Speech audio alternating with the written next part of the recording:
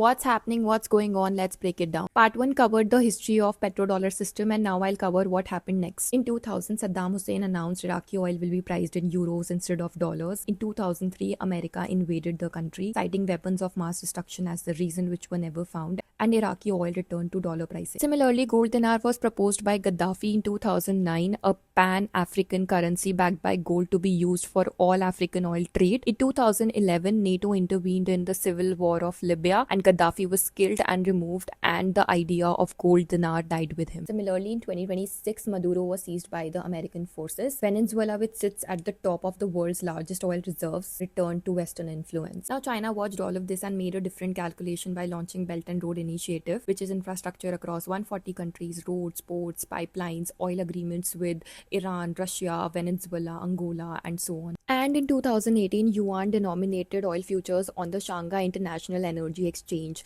the Petro Yuan, a quiet direct alternative to the dollar system. By the mid-2020s, 80% of Iran's oil went to China. Russian oil flew east after 2022 sanctions. Crude oil from Venezuela reached China at a discount value. So a parallel energy ecosystem was created within 2 decades, which was entirely out of American control. Then Trump returns in January 2025 with doctrine called the energy dominance, and it brings us to whatever is going on right. Of course, the official reason is different, but the question underneath is the same one that runs through every conflict ever since King Faisal and Kissinger sat in 1974. Who runs the energy the world runs on, and what currency does it get priced in?